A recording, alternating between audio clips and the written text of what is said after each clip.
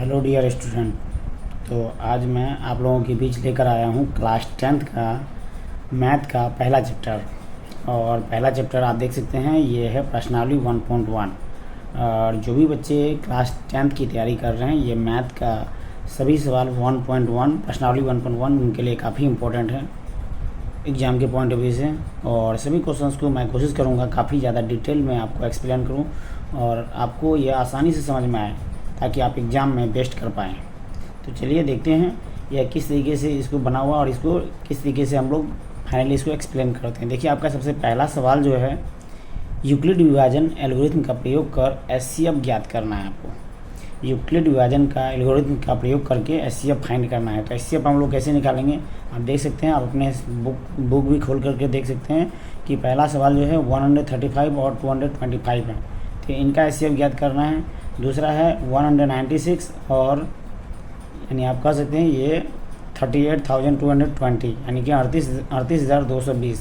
और तीसरा क्वेश्चन आपका है 867 और 255। इन तीनों सवालों का एचसीएफ निकालेंगे यूक्लिड विभाजन एल्गोरिथम का प्रयोग करके।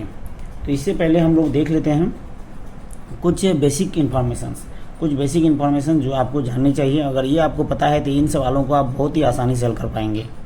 तो देखते हैं वो क्या है बेसिक इन्फॉर्मेशंस। तो आप जानते हैं, बचपन से पढ़ते आए हैं एक सूत्र, ये है हमारा है, तो यहाँ पे सूत्र लिखा हुआ आप देख सकते हैं। ये है भाज्य बराबर भाजक गुना भागफल जोड़ शेषफल। यह सूत्र जो है काफ़ी फेमस है और इसी को यूक्लिड महोदय साहब ने इनको एक रूप दिया है जिसका नाम है ए बराबर बी क्यू प्लस आर। आप देख सकते हैं, इसे मैं एरो के माध्यम से दिखाया हूँ कि इस फार्मूला को किस तरीके से यूक्लिड साहब ने बनाया है। तो भाज्य बराबर भाज्य को ए माना गया है और भाजक को आपका बी माना गया है, भागफल को क्यू माना गया है और शेषफल को आर माना गया है। इसी फार्मूले को प्रयोग करके हम लोग इन सभी सवालों को सॉल्व करेंगे, आसानी से सॉल्व करेंगे। तो देख सकते हैं यहाँ पे आपका भाज्य जो भी होगा भाज्य, तो ये भाज्य के बराबर आपका ये टोटल वैल्यू जो है वो इस भाज्य के बराबर आएगा। तो यहाँ पे देख सकते हैं। और जो भी हमारा बी का वैल्यू होगा, ये जो बी का वैल्यू होगा, आप ये बात हमेशा याद रखेंगे, ये बी का वैल्यू हमेशा आपका आर से बड़ा होगा, यहाँ तक कि 0 से भी बड़ा होगा। 0 और आर से हमेशा बड़ा होगा हमारा बी का वैल्यू, ठीक है। और आर का वैल्यू हमेशा 0 से या तो बड़ा होगा या बराबर होगा। ये जो दिखाएगा ये पॉइंट आप देख सकते हैं, 0 से हमेशा बड़ा और बराबर होगा आपका आर का वैल्यू। आर मतलब शेषफल, ओके। और बी आपका भाजक हो जाएगा, भाजक यानी कि आपको आर से बड़ा होना चाहिए, ओके। जैसे कि यहाँ पे एक मैं एग्जांपल लिया हूँ 4/3। अगर आपके पास 4/3 ये डाटा दिया है तो इनको भाग दे करके हम लोग चेक करते हैं किस तरीके से हमारा ये आता है। तो आप देख सकते हैं, अगर 4/3 को हम 3 से भाग देते हैं 4 को, तो क्या आता है हमारा 3 से 4 को भाग देने के बाद में आपका जो है एक 1 टाइम्स में ये एक बार में गया, तो ये हमारा कितना आ गया 1। ये जो शेषफल आया वो हमारा आर है और जिनसे हम भाग दिए ये देख सकते हैं 3 हमारा बी है और ये हमारा ए है। तो ए देखेंगे ये सबसे बड़ा है और बी जो है हमारा 3 है। उसके बाद आपका क्यू जो है यह 1 आया। तो आप देखिए कि इसमें आपको कुछ रिलेशन नज़र आ रहा है। तो यहाँ देख सकते हैं, अगर हम 4 को यहाँ लिखते हैं 4 बराबर 3 × 1 मतलब 3 × 1 प्लस 1, यह जो है आपको यह डाटा बन रहा है बी ए बराबर बी क्यू प्लस आर। इस फॉर्मूले को यानी इसको पूरी तरीके से यहाँ सेट करके बताया गया है, देख सकते हैं आप। तो इनको अगर आप अच्छे से समझ रहे हैं तो ये आप आसानी से इन सभी सवालों को सॉल्व कर पाएंगे, ठीक है। और हर एक कंडीशन में आप देखेंगे कि हमारा जो बी आ रहा है,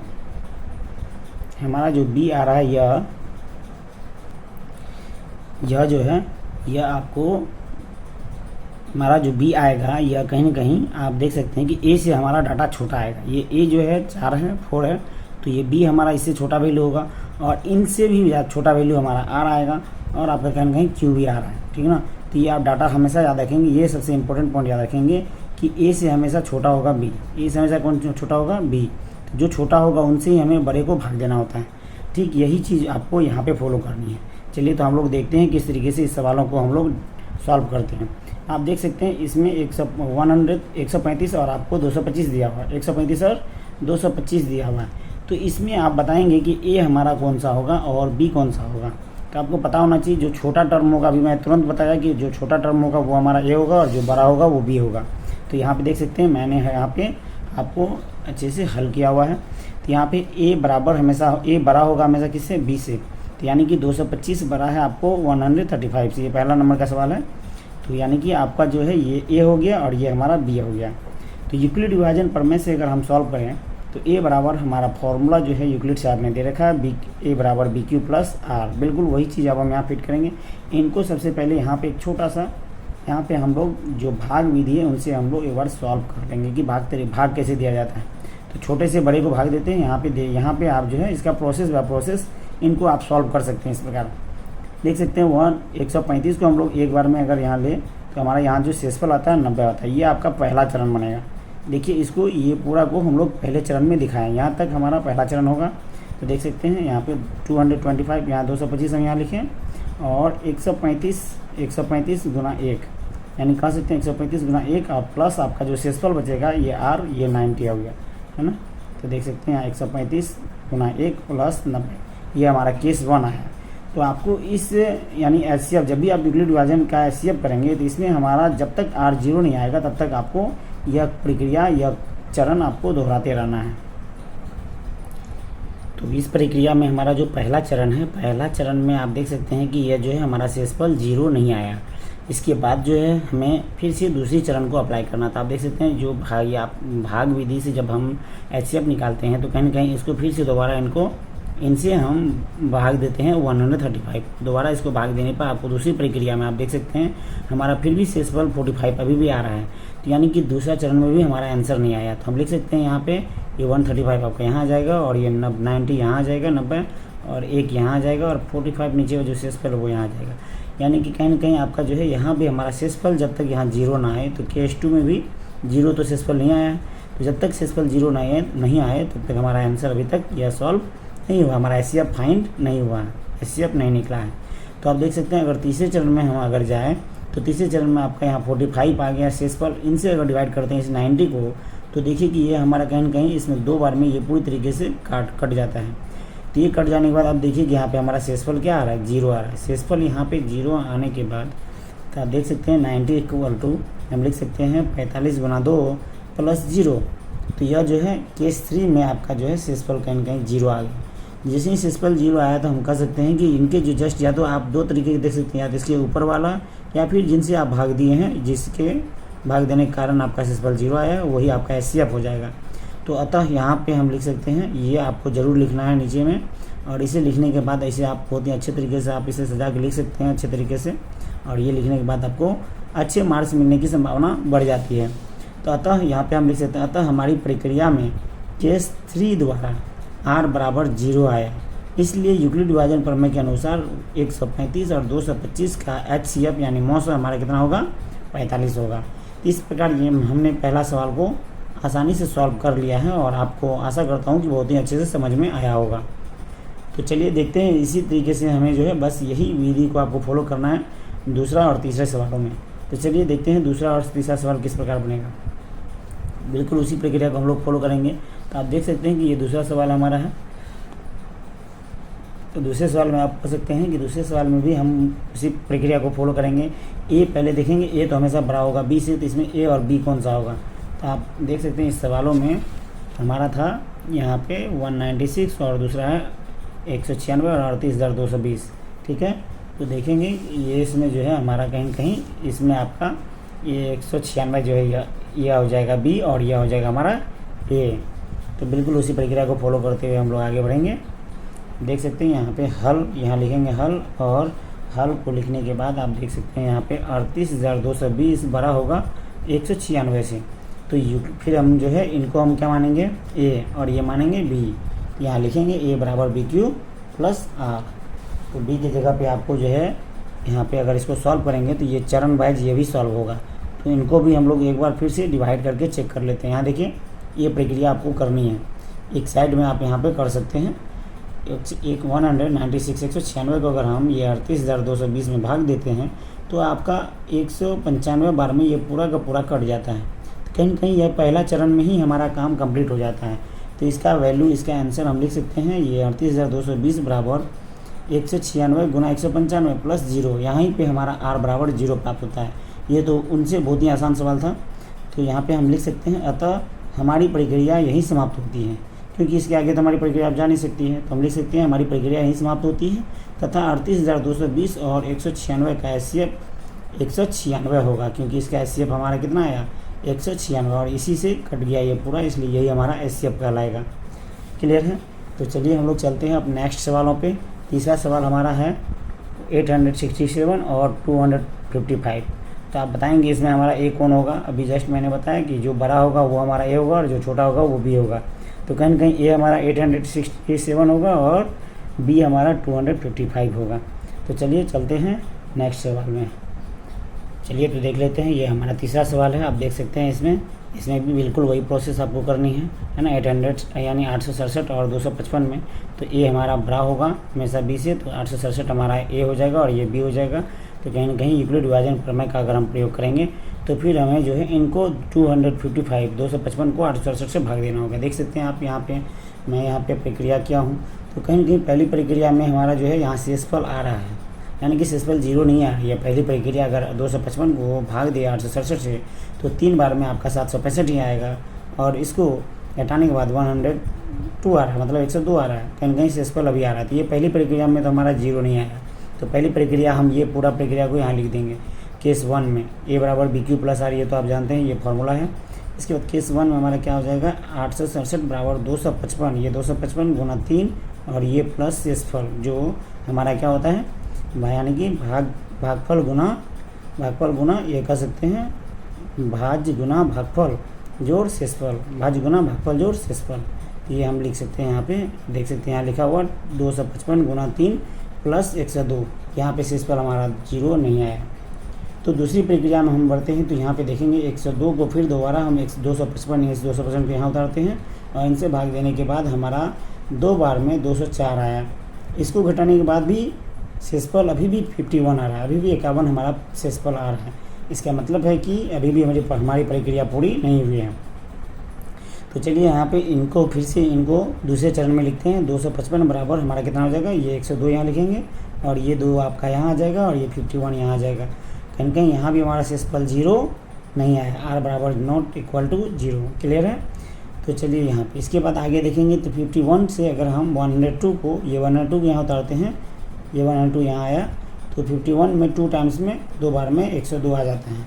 इसका मतलब है कि यहाँ पे हमारा शेषफल क्या आ गया 0। तो यहीं पे हमारी प्रक्रिया क्या हो गई पूरी, और ये जो HCF है यही हमारा, जिससे ये पूरी तरीके से कट जाता है, यही हमारा HCF हो जाता है। कहीं कहीं 51 हमारा HCF हो जाएगा।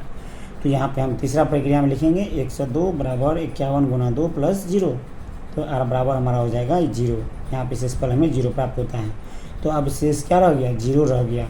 तो यहाँ पे हम लिख देंगे इसको। अतः हमारी प्रक्रिया समाप्त हुई तथा 867 और 255 का HCF 51 यानी 51 आया। ठीक है? इस तरीके से हमने 3 सवालों का HCF यूक्लिड विभाजन प्रमेय से सॉल्व किया। इसके बाद हम लोग आएंगे अब नेक्स्ट दूसरे नंबर के सवाल पे। तो दूसरे नंबर के सवाल पे आप देख सकते हैं, यहाँ पे सवाल मैंने लिखा हुआ हो। सवाल है आपका ये आपका 10 क्लास के प्रश्नावली 1.1 का सवाल है, और मैं 1.1 के सभी सवालों को आपको एक साथ डिस्कस कर रहा हूँ, और सवालों को मैं पूरी तरीके से डिटेल में इसको सॉल्व करके लाया हूँ ताकि आपकी समय जो है बचत हो और कम टाइम में मैं आपको ज़्यादा एक्सप्लेन कर पाऊँ। ठीक है? तो आशा करता हूँ कि आपको अच्छे से समझ में आ रहा होगा। चलिए देखते हैं। दर्शाइए कि कोई भी धनात्मक विषम पूर्णांक, ये क्वेश्चन हमारा, दर्शाइए कि कोई भी धनात्मक विषम पूर्णांक 6q + 1 या 6q + 3 या 6q + 5 के रूप में होता है, जहाँ पे q हमारा जो है q कोई पूर्णांक है, जहाँ q कोई पूर्णांक हो। तो चलिए इसको देख लेते हैं हम लोग। तो इस सवालों को सॉल्व करने से पहले थोड़ी सी हम लोग यहाँ पे विषम पूर्णांक लिखा हुआ देख सकते हैं। तो विषम पूर्णांक के बारे में थोड़ी सी जान लेते हैं। विषम पूर्णांक और सम पूर्णांक क्या होता है। तो आप जानते हैं सम संख्या और विषम संख्या आप पहले से पढ़ रखे हैं। अगर नहीं पढ़ रखे हैं तो छोटा सा आप समझ सकते हैं। यहाँ पे देख सकते हैं ये हमारा सम संख्या और विषम संख्या का थोड़ा सा मैं लिखा हुआ हूँ। सम संख्या क्या होती है, जिसके इकाई स्थान पे आपको 0, 2, 4, 6, 8 आए, जिनका भी इकाई अंक पर 0, 2, 4, 6, 8 आए वो हमारा सम संख्या होता है। ये आपको इनकी कोई परिभाषा याद करने की ज़रूरत नहीं है, बस आपको इतना याद रखना है, जिसके भी इकाई अंक पर आपको 0 दिख जाए, 2 दिख जाए, 4 दिख जाए, 6 दिख जाए, 8 दिख जाए, वो हमेशा सम संख्या होती हैं। और सम संख्या का अगर हम रूप लिखना चाहें तो देख सकते हैं इसका क्या रूप होता है। जैसे कि अगर हम 2, 4, 6, 8, 10, 12 इस टाइप से अगर सम संख्या को लिखते हैं तो अगर 2 को हम कांस्टेंट वैल्यू मान लेते हैं, कांस्टेंट मतलब फिक्स वैल्यू, अगर 2 को आप फिक्स मान लेते हैं तो 2 को हम x या कुछ भी मान सकते हैं, x, y, z, p, q, r कुछ भी मान सकते हैं इसको। इनको मानने के बाद आप देख सकते हैं इस 2 में हम क्या जोड़ें जो हमारा डाटा फिर दोबारा दूसरा सम संख्या प्राप्त होगा। यानी कि आप सीक्वेंस में अगर लगातार सम संख्या आपको चाहिए, यानी 2 के बाद 4 ही होगा, 4 के बाद 6 होगा, 6 के बाद 8 होगा, अगर लगातार सम संख्या आपको प्राप्त करनी हो तो कहीं न कहीं x को फिक्स मानने के बाद x + 2 करेंगे तो हमको दूसरी सम संख्या प्राप्त होगी, x + 4 लिखेंगे तो तीसरी सम संख्या प्राप्त होगी, और x + 6 करेंगे तो हमें चौथी सम संख्या प्राप्त होगी। तो इस टाइप के सवाल को आपको समझनी जरूरी है। जैसे कि यहीं पे x + 8 करेंगे तो हमें पाँचवीं सम संख्या प्राप्त होगी, और यहीं पे x + अगर हम 10 करते हैं तो हमें छठी सम संख्या प्राप्त होती है। तो इस तरीके से ये सम संख्या का कॉन्सेप्ट है जो कि आपको ये समझना है, जो आगे काम आएगी। इसके बाद देख सकते हैं विषम संख्या में, सम संख्या बोलिए या सम पूर्णांक बोलिए, बात तो एक ही है, क्योंकि सम संख्या सम पूर्णांक के अंतर्गत आती हैं और जितनी भी विषम संख्या ये भी पूर्णांक के अंतर्गत आएगी। तो उस विषम संख्या में भी आप देख सकते हैं, इसका भी याद करने का बेस्ट तरीका यही है कि इसका भी यूनिट प्लेस आपको चेक करना है कि किसी भी संख्या का इकाई अंक पर अगर आपको 1, 3, 5, 7, 9 ये दिख जाए तो वो हमेशा विषम संख्या होगी, ठीक ना। तो आप देख सकते हैं, और इसका भी वही तरीका आप अपना सकते हैं। 1, 3, 5, 7, 9 अगर हमको एक लगातार विषम संख्या प्राप्त करना है या विषम पूर्णांक संख्या प्राप्त करना है तो इसे हम कुछ भी मान सकते हैं, क्यों, आप ए भी मान लीजिए, कुछ भी मान सकते हैं। तो अगर हम एक को क्यू मानते हैं तो क्यू मानने के बाद आप देख सकते हैं दूसरी विषम संख्या हमें चाहिए, तो उसके लिए क्यू में हमें +2 ऐड करना पड़ता है तो दूसरी प्राप्त होती है, और तीसरी चाहिए तो कहीं न कहीं क्यू में +4 ऐड करना होता है। इस तरीके से कोई भी सम संख्या अगर आपको एक को कांस्टेंट वैल्यू आप मानते हैं तो कहीं बीच से भी आपको लगातार सम संख्या पूछ दे या विषम संख्या पूछ दे तो आप आसानी से इसको सॉल्व कर पाएंगे। और इसका तो बहुत सारा फार्मूला भी है आपको, सम संख्या का, विषम संख्या, लगातार विषम संख्याओं का योग, लगातार सम संख्याओं का योग का फार्मूला, आप इससे बहुत सारे फार्मूले भी पढ़े होंगे, लेकिन यहाँ पे ये कॉन्सेप्ट को समझना जरूरी है, ठीक है। तो आप देख सकते हैं, मैं तीसरी विषम संख्या प्राप्त करना है तो q + 4 होगा, और चौथी विषम संख्या प्राप्त करना तो q + 6 होगा, पाँचवीं प्राप्त करना हो तो q + 8 होगा। उसी तरह 11वीं प्राप्त करना हो, यहाँ 5वीं के बाद आपको छठी प्राप्त करना हो तो q + 10 होगा। इस टाइप से ये सम संख्या और विषम संख्या का कुछ कॉन्सेप्ट था जो छोटे से मैंने आपको समझा दिया, ठीक है। तो चलिए आते हैं क्वेश्चंस पे, देख लेते हैं क्वेश्चन में क्या है। तो क्वेश्चन में आप देख सकते हैं ये जो है, ये बोला गया है कि इसमें जो है आपको धनात्मक विषम पूर्णांक,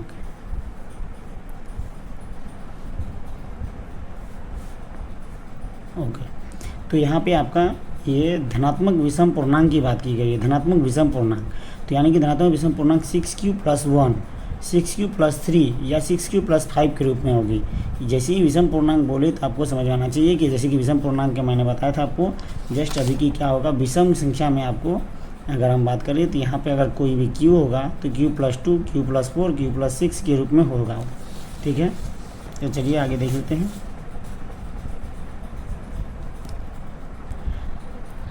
चलिए तो इस सवालों को देखते हैं। देखिए इस सवालों को अगर हम देखें तो यहाँ पे सबसे पहले तो हम लोग लिखेंगे हल, और माना कि a बराबर एक विषम पूर्णांक है, क्योंकि a तो हमको यहाँ पे आपको कुछ डाटा दिया हुआ है नहीं, तो a तो सबसे पहले आपको एज्यूम करना है या कुछ मानना है।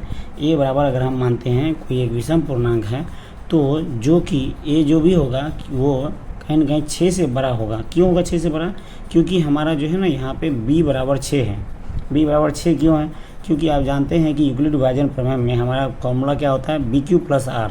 तो अगर यहाँ पे इसको हम BQ लिखते हैं, BQ + R, R के जगह पर तो 3R है, और यहाँ पे B की जगह पर हमारा 6R है। उसी टाइप से यहाँ भी देख सकते हैं B की जगह पे 6 है और Q + R, यानी कि इस फॉर्मेट में अगर इसको देखें तो कहीं कहीं B बराबर हमें क्या लेना होगा, 6।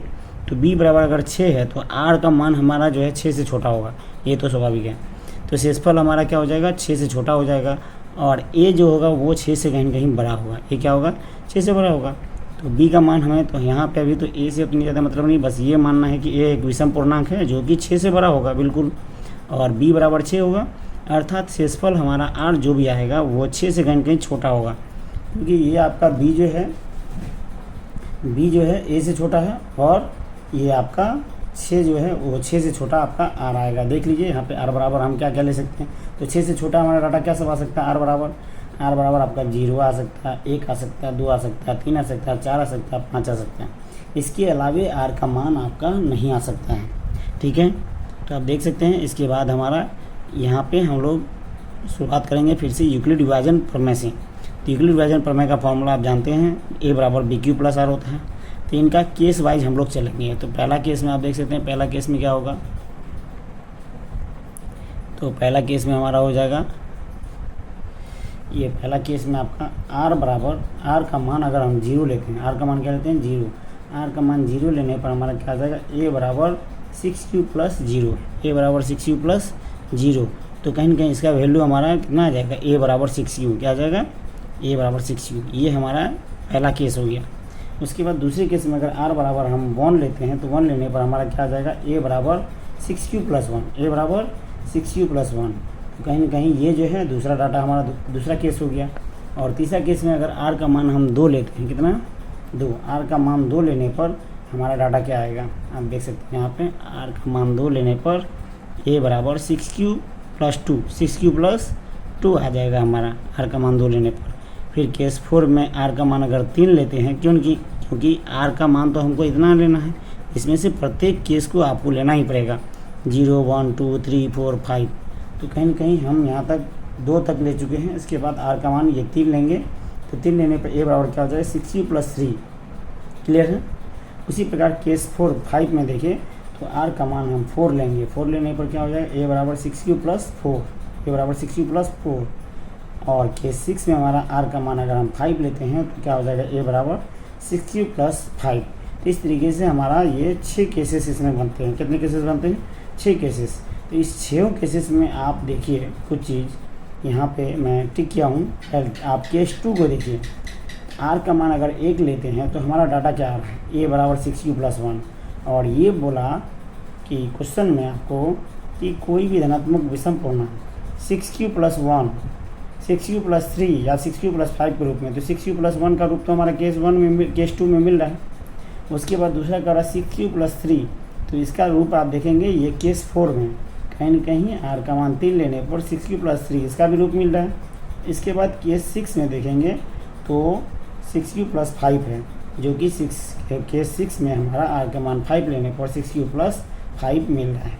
तो इस तरीके से हम लिख सकते हैं एक बहुत ही आसान शब्दों में, क्या, तो इस प्रकार हम लिख सकते हैं, इसमें देख सकते हैं। अतः केस 2 और केस 4 और केस 6 के यह दर्शाता है कि कोई भी धनात्मक विषम पूर्णांक 6q प्लस 1 या फिर 6q प्लस 3 या 6q प्लस 5 के रूप का होता है। तो यह हमारा जो है ना प्रूफ हो गया, ये हमारा आंसर आ गया। तो इस प्रकार आप इसको लिख सकते हैं। तो आशा करता हूँ कि क्वेश्चन, ये सभी क्वेश्चंस आपको कम से कम उधर हम लोगों ने 4 क्वेश्चंस डिस्कस किया मुख्य रूप से, और ये चारों क्वेश्चंस आपको बेहतर तरीके से समझ में आया होगा। तो बाकी और कुछ इसमें क्वेश्चंस 3 क्वेश्चंस और हैं जो कि इसमें डिस्कस करनी है। तो ये वीडियो ज़्यादा लंबा हो जाएगा, इसलिए मैं आपको अगली क्लासेस में इनके बारे में डिटेल में बताऊँगा। तो आज के लिए इतना ही, धन्यवाद।